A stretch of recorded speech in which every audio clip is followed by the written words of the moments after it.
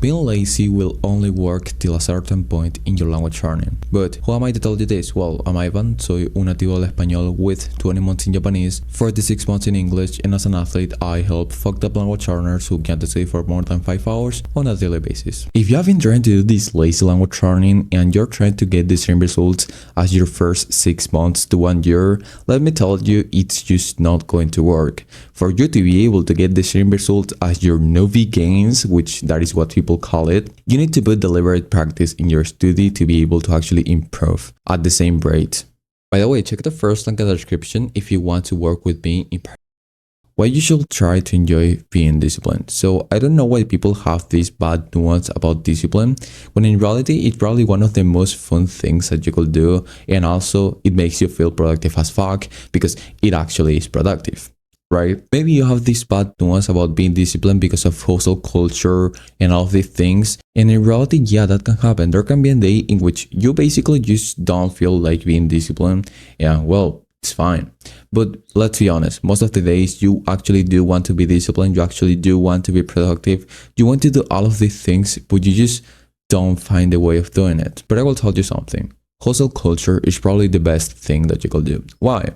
Because when you do hustle culture, first, you get to know your limits. And if you're able to know your limits, you will be able to study for more hours and you will get more results in your language learning. You will not get that, you will definitely at least not get in this intermediate famous plateau. You will at least not get in this intermediate famous plateau. That's for sure. And let's be honest, hustle culture gets you to know your limits. Because let's be honest, if you don't know your limits, how are you supposing that you're going to be able to study for 3 hours or 4 hours daily, 4 or 5 months from now on? Of course, you will not be able to do it. You don't even know that you're capable of studying for 6 hours daily for 10 days or 20 days. Why? Because you haven't tried it. You're scared of burning out. Burning out is probably the best thing that you can do also. If you burn out, you get to know your limits. If you get to know your limits, then you never surpass that limit again until it becomes easy. When it becomes easy, you surpass that limit again. Burnout helps you like this. And I will tell you something. Do you remember the times in which you scrolled for 8 hours daily on TikTok or on Instagram? Probably not, right? Now, do you remember the times in which you grinded for a sports competition at your school? Maybe you are even grinding right now for a test at your college. You maybe feel like you are not enjoying the experience. Watch something that you did and that you really grinded for that thing 3 years or 4 years from now on. Will you remember that thing? Yes, you will. Will you remember that you scrolled for 8 hours daily today? And you fapped also. You won't. Now that you know that discipline is fun, we can go into deliberate practice. So what deliberate practice is? Deliberate practice is just the act of being able to perform an action every day in a better way. So if yesterday you got injured or whatever, then there's 100% more chances that tomorrow the same thing is not going to happen unless you are disabled mentally.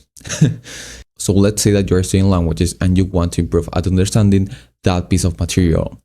Then what you have to do is very consciously, you're going to either review the word that you understand, review the sentence that you understand, and then very consciously, very present at the moment, you're going to watch that piece of immersion again. And this is basically deliberate practice. Every time you're doing this, every time you do this, you basically improve deliberately, not passively.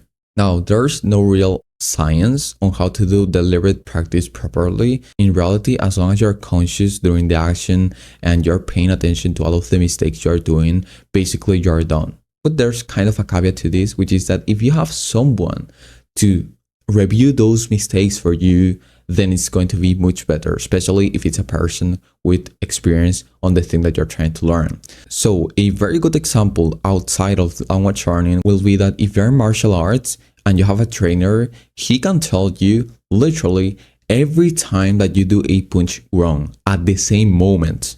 Deliberate practice instantly. So we can apply the same thing in language learning whenever we are outputting, for example. If you have a person who can tell you, you just literally pronounce this thing wrong at the same moment, or maybe you record yourself reading something aloud and then you send that recording to that person, and he will tell you, okay, improve at this, improve at this. They will tell you what type of exercises you can do to improve at that sound in specific that you struggle with. That is deliberate practice.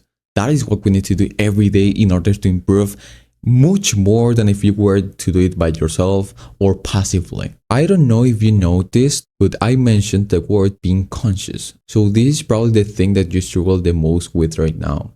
And it is that whenever you're studying, you are not really that conscious. So let's be honest. Are you studying really efficiently? Are you not distracted during your study? Are you literally just watching the screen and not doing anything else? Probably not. Probably you're eating something. Probably you're eating, I don't know, ice cream. Probably you're watching WhatsApp messages. Do you think that that is a quality type of study? It isn't, right? Now, this is not your fault. This is the fault of literally all of the malicious people in the world trying to get your attention span at all costs. If you didn't notice, last year, there were probably $50 million invested in trying to get your attention spam in social media. That's crazy, right? You're literally competing with $50 million and you think that you will win. You will not win. Let me tell you clearly, you will not win this battle. Now, even though this is not your fault, you have to take responsibility and do something about it because you can. So if we cannot win this battle, we don't attack, we just defend ourselves. So how do we do that? There's two ways. The first one is literally just eliminating all of the social media that you have in your phone. If you watch my phone right now, which you can't really, but if you watch my phone right now, I literally don't have any social media. Besides YouTube, because I do immersion with YouTube. That's it. I literally don't have Instagram, I don't have Facebook, I don't have X, I don't have all of the things. I don't even have my notifications turned on. Do you have your notifications turned on? Be honest. Whenever you're doing immersion, a sound like sounds. Literally, whenever you have a sound in your fucking phone and you're doing immersion, do you think you will not get distracted? Of course you will fucking get distracted. It doesn't make sense to have it doesn't make sense to have your fucking notifications turned on. Now, people think, oh, but what if I miss something important in my phone? Brother, when was the last time that someone called you for something important? For me, it was like, probably never. Now that I think about it, probably never. And whenever someone thinks that something is important, probably it is not really that important. So literally, I don't know, maybe 2 months ago or 3 months ago, a cousin of mine called me for something important, but it was literally that he wanted to go to watch some movies with me and some other cousins. Is that really that important? Is really going out with my cousins more important than my attention span? No, it's not. So just fucking turn off the notifications from your phone. The second way in which you can do something about improving in your deliberate practice is very simple: meditation. Meditation is not this act in which you have zero thoughts. That's something that people mistake a lot, which is that they think that because monks have zero thoughts, they also have to achieve that. And in reality, no. If you think about it for a little bit, whenever you meditate, you literally are noticing all of the thoughts that get into your brain, and because of this, you kind of think that you're more distracted during this period, but in reality, no, you're even more present at the moment because you know what kinds of thoughts are getting into your brain. So how do you properly do meditation? So first, you have to focus on something. So let's say that I will focus on my breath, which is the object that most of the people use.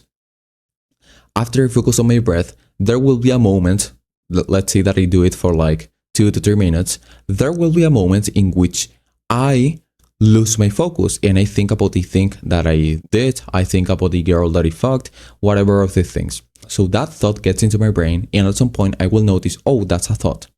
And I will say, okay, go back to my breath. And I start focusing back again on my breath. That's meditation.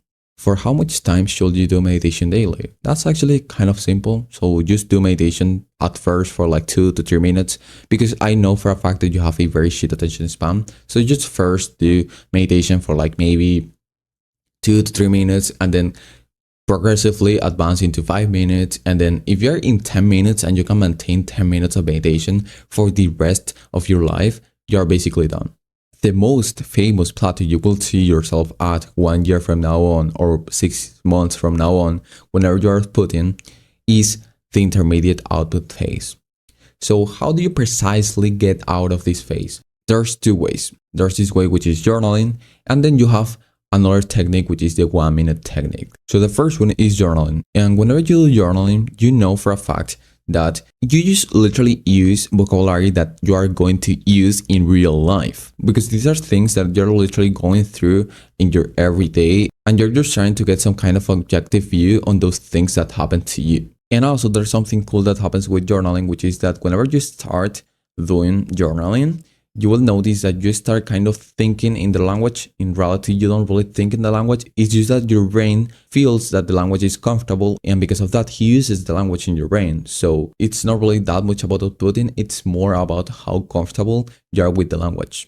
Now, there's this other method which is called the 1 minute technique, and it will help you to output like crazy. So in what this technique consists, it's actually very simple. So you're going to think about one topic, and in 1 minute, you're going to talk about that topic by yourself, right? So what a lot of people do, and what I also do, is that maybe if I'm walking towards the gym, I'm going to basically send myself voice notes so I don't appear like I'm crazy, and I'm going to talk about various different topics that I care about, in Japanese, of course. And this will help me to think quickly about the vocab that I miss. And whenever you hear again in your house those voice notes, you will remember all of the vocabulary that you missed. So now you go and review that vocabulary. And when you review that vocabulary, you do the voice note again on the same topic. And you will notice that, of course, you will improve. So for how much time should you do something like journaling or the 1 minute technique? I wouldn't think per se about how much time should you do. I would think more about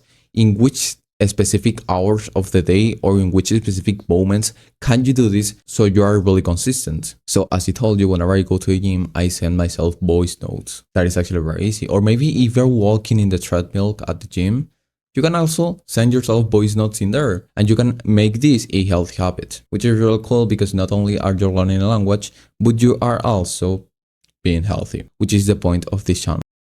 Now, the last way that I will tell you on how to do deliberate practice in language learning is making essays and trying to do it on a topic that you actually do care about. And this will make you learn vocabulary not only about your daily life, but also about the topic that you actually do care about. And it will help you to think quickly about the vocabulary that you need whenever you want to speak about that topic in the language that you're learning. And in here, yeah, I will try to do an essay kind of perfectly, and also for at least 20 to 30 minutes daily. Also, as a last tip, whenever you're doing your journaling, try to make audio files of that same journaling session so you listen to them and you shadow them, right? So you improve also at pronunciation. Don't forget to check the first link in the description if you want to work with me in private.